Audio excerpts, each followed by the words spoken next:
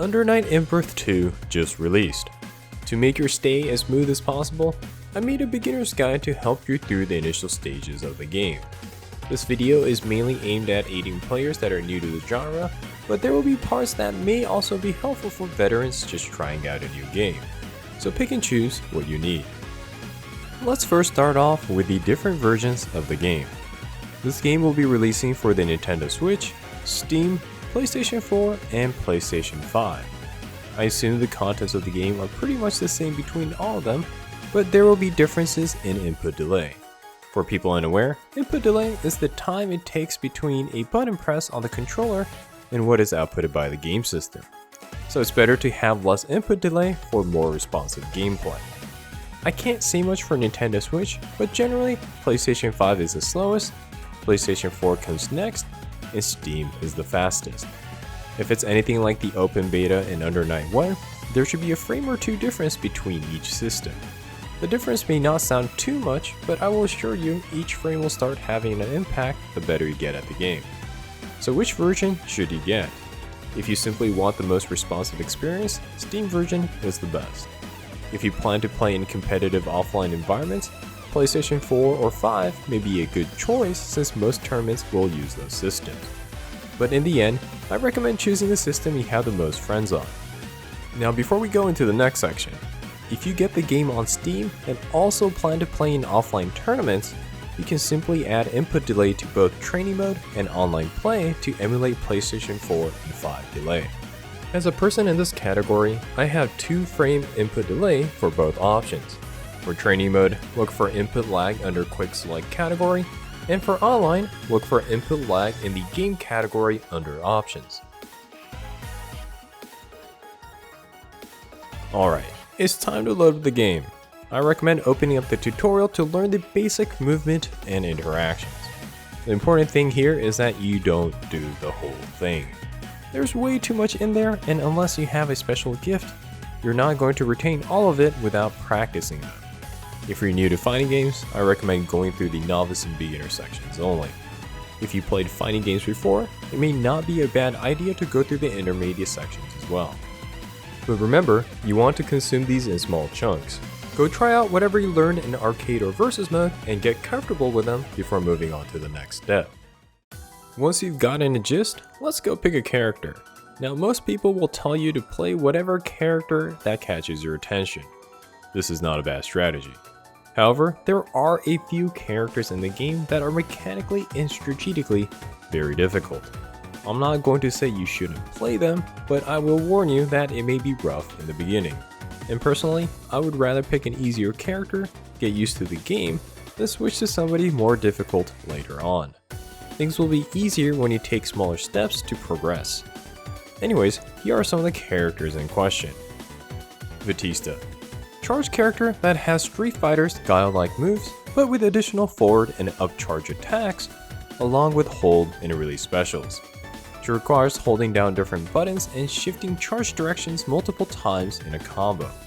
And even if you don't do difficult combos, neutral can be rough because you have to constantly debate on which direction to charge and what buttons to hold. Carmine Chaos, Hilda, and Yuzuriha are not as difficult as Batista, but can pose some challenges as they require holding down buttons for specials, or need to preemptively set up attacks to carry out their game plan. If you're having difficulty picking a character, you can jump into arcade mode and try out a few characters. I would personally lower the CPU difficulty so you can simply test things out without having too much pushback. And while you're progressing through the game, you can get a feel on the character's personality and their relationships with other characters. You can also get a very brief overview of each character by going to training, mission, whatever character of your choice, then the coaching section. This will show you what kind of type the character is, what their main tools are, and some basic strategies. As a side note, missions also have combo trials, but a lot of them are not that practical. Most of them simply show you what the character is capable of and provide challenges. If you want something practical, it's often better to consult community guides and wikis. As a side note, the game is still new, so there may not be many tutorials, but a lot of the guides from the first game are still very useful.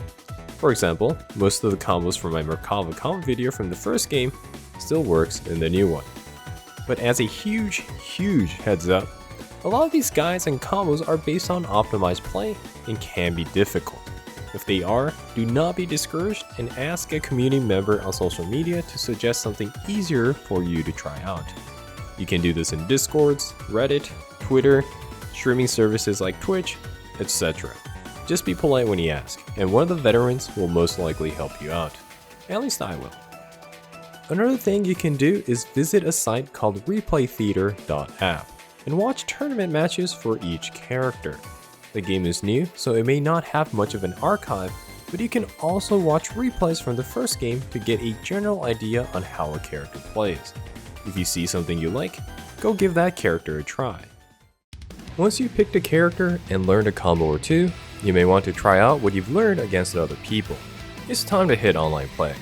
There are 3 main modes: casual, ranked, and player matches. All 3 are viable for finding players, but I would highly recommend going with player matches. Rank and casual simply pits you against other players, but won't let you do much else. Player rooms, on the other hand, lets you communicate with others and gives more options when playing multiple people. It's easier to do long sets and, most importantly, convenient for making friends.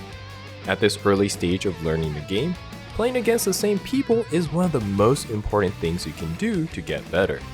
As a side note, depending on the time and area you play, it may be faster to find games through ranked and casual play. If that's the case, you can play matches in those modes, then invite your opponents to player rooms after a set is done. As for actual gameplay advice, I won't go into too much detail here since I plan to make specific guides, but I highly suggest to keep it simple at first.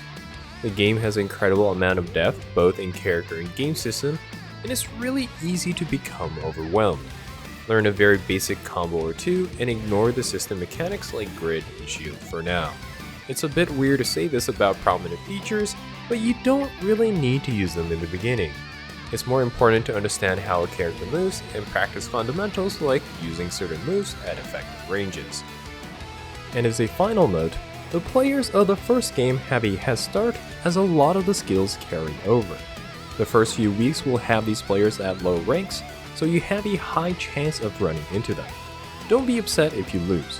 If anything, focus on casual or player lobbies early on, and go to ranked only when you feel ready.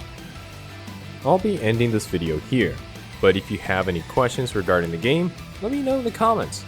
I plan to make more guides, so if you want to see more, subscribe to the channel and consider supporting me through Patreon. I also stream this game on Twitch, so stop by if you want to see some average gameplay. Alright, until next time, have fun with Under Night Ember.